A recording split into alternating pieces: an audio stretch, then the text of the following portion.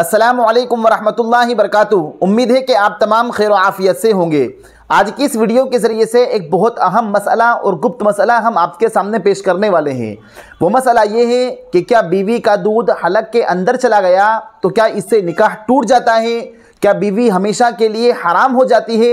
शरीयत इस बारे में क्या कहती है? इस्लाम हमें इस बारे में क्या हुक्म देता है? वो आज की इस वीडियो के ज़रिए से हम आपको तफसील से बतलाने वाले हैं। बस आपसे दरख्वास्त ये है कि आप वीडियो को आखिर तक देखें और वीडियो अच्छी लगे तो आप इस वीडियो को शादीशुदा के पास ज़रूर शेयर करें। और साथ साथ अगर अभी तक आपने हमारे इस चैनल को सब्सक्राइब ना किया हो तो आप हमारे इस चैनल को ज़रूर सब्सक्राइब कर लें। तो देखिए, ये ऐसे मसाइल हैं जो अक्सर नौजवानों को मालूम नहीं होता है, शादीशुदा को भी ऐसे मसाइल मालूम नहीं होते हैं। वजह उसकी सबसे बड़ी ये कि हमारे मसाजिद के अंदर जब जुमे के दिन बयान होता है या जो किताब पढ़ी जाती है उनके अंदर वो चीज़ें या ऐसे मसाइल बिल्कुल भी नहीं आते हैं। और ये देखा गया है हमारे मुआशरे के अंदर कि ऐसे मसाइल फ़ेस टू फेस पूछने में लोग और नौजवान, चाहे वो शादीशुदा हो या अधेड़ उम्र के हों, बड़ी उम्र के हों, वो उलमा से पूछने में शर्म महसूस करते हैं।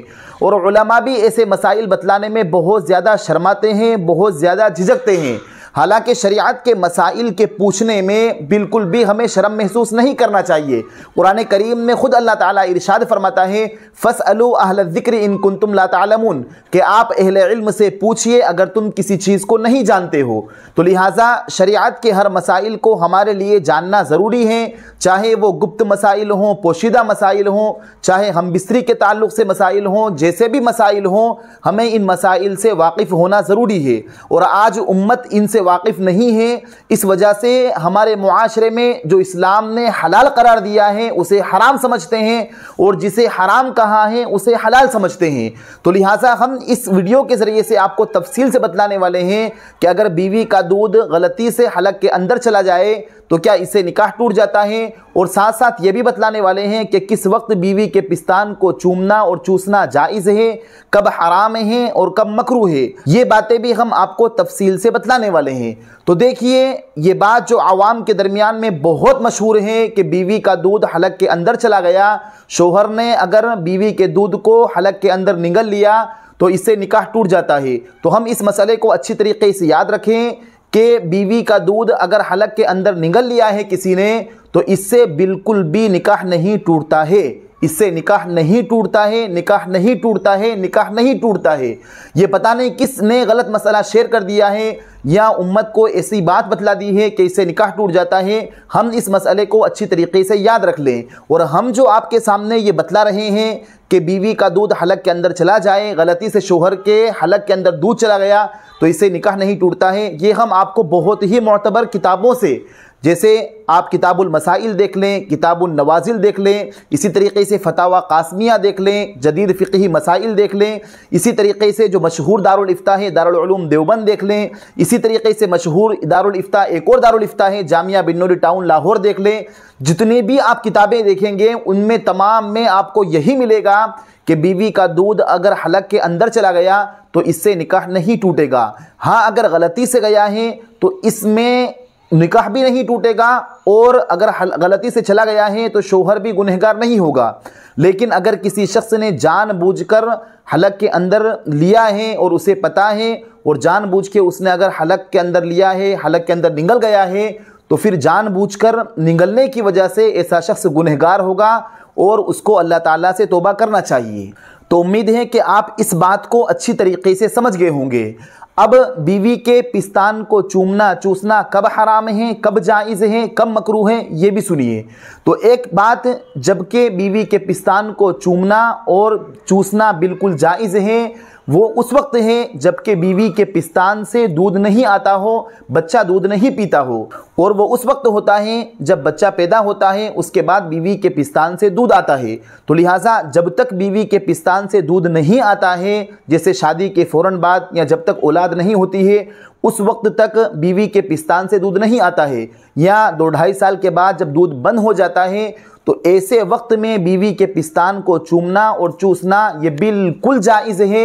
शरीयत ने खुद इसकी इजाज़त दी है। कुरान करीम में अल्लाह ताला साफ अल्फाज में ये इरशाद फरमाता है, हुन्ना लिबासुल लकुम व अंतुम लिबासुल लहुन्न, कि तुम्हारी बीवियाँ तुम्हारे लिए लिबास हैं और तुम उनके लिए लिबास हो। तो लिहाजा हम अपनी बीवी के पिस्तान को बिल्कुल चूम सकते हैं, चूस सकते हैं, मुँह में ले सकते हैं। इस तरीके से करना शरीयत के एतबार से बिल्कुल जायज़ है। हाँ, एक मौका ऐसा है जबकि बीवी के पिस्तान को मुंह में लेना हराम है, नाजायज़ है, और वो उस वक्त है जबकि बीवी के पिस्तान से दूध आता हो। तो उस वक्त दूध अंदर चला जाएगा, जिसकी वजह से हराम काम हो जाएगा, आदमी गुनहगार हो जाएगा। इस वजह से उस वक्त जबकि पिस्तान से दूध आता है, उस वक्त बीवी के पिस्तानों को चूसना, मुंह में लेना उस वक्त हराम है। तो लिहाजा हम इस मसले को अच्छी तरीके से याद रखें। बाज़ लोग यही समझते हैं कि बीवी के पिस्तान को मुंह में लेना या चूसना बिल्कुल हराम ही समझते हैं। तो याद रख लीजिए कि जायज़ शक्ल भी हमने बतला दी और हराम किस वक्त है ये भी हमने आपको तफसील से बतला दिया। अब एक सूरत वो है जबकि बीवी के पिस्तान को मुंह में लेना, चूसना ये मकरूह है, और वो उस वक्त है जब किसी शख्स का रोज़ा हो और वो रोज़े की हालत में बीवी के पिस्तान को मुंह में लेता है, तो ऐसा रोज़े की हालत में करना मकरूह है। अगर रोज़े की हालत में कुछ ज़र्रात दूध के हलक के अंदर चले गए तो फिर उससे रोज़ा ही टूट जाएगा।